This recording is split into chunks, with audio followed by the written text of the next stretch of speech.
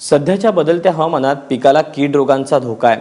या काळात शेतकऱ्यांनी पिकांची विशेष काळजी घ्यावी, अन्यथा उत्पादनात घट येऊ शकते। शेतकऱ्यांनी पिकांची नेमकी कशी काळजी घ्यावी यासाठी पाहूया पीक सल्ला।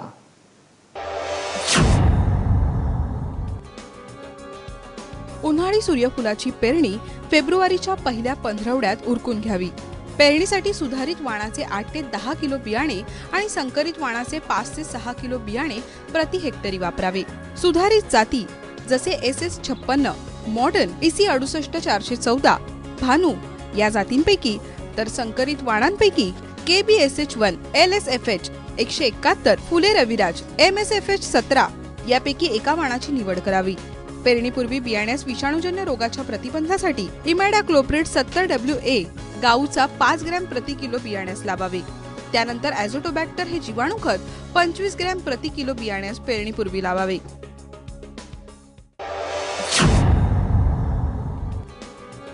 गहू पीक दाणे भरण्याच्या अवस्थेत असून सध्याचं कोरडं हवामान लक्षात घेऊन त्यास संरक्षित पाण्याची पाळी द्यावी। गव्हाच्या अधिक उत्पादनासाठी 2% युरिया किंवा डाय अमोनियम फॉस्फेटच्या 3 फवारण्या लागवडीनंतर 30, 45 आणि 60 दिवसांनी द्यावेत।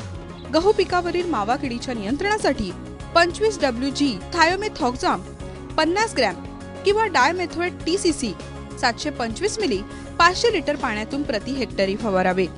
उंदरांचा बंदोबस्त वेळीच करण्यासाठी 1 भाग झिंक फॉस्फाईड, 50 भाग कोणतंही भरड धान्य आणि थोडं गोड तेल यांचं विषारी आमिष तयार करून प्रत्येक बिळात चमचाभर टाकून बिळे पुजवावीत।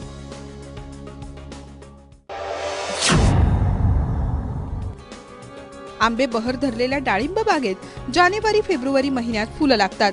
या कालावधीत रोग नियंत्रणासाठी मँकोझेब 2.5 ग्रॅम किंवा कार्बेंडाझिम 1 ग्रॅम किंवा कॅप्टन 2.5 ग्रॅम किंवा कॉपर ऑक्सीक्लोराइड 2.5 ग्रॅम प्रति 10 लिटर पाण्यात मिसळून 10 मिली चिकट द्रावणासह फवारणी करावी।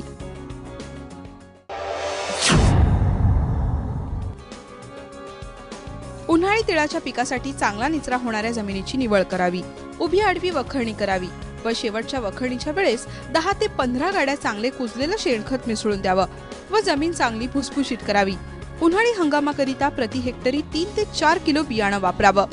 पेरणीपूर्वी थायरम किंवा कार्बेंडाझिम यापैकी कोणत्याही एका बुरशीनाशकाची 3 ग्रॅम प्रति किलो तसेच ट्रायकोडर्मा विरिडी 4 ग्रॅम प्रति किलो याप्रमाणे बीज प्रक्रिया करावी। उन्हाळी तिळाची पेरणी फेब्रुवारीच्या पहिल्या पंधरवड्यात करावी। बियाणं फार बारीक असल्यामुळे पेरणी करताना त्यात समप्रमाणात वाळू मिसळावी व पाभरीने किंवा तिफणीने 30 सेंटीमीटर अंतरावर पेरणी करावी।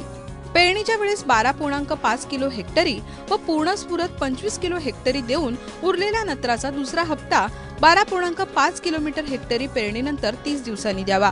तसंच पेरणीच्या वेळेस झिंक व सल्फर या सूक्ष्म अन्नद्रव्याची कमतरता असल्यास जमिनीत 20 किलो प्रति हेक्टरी या प्रमाणात दिले असता उत्पादनात वाढ होते।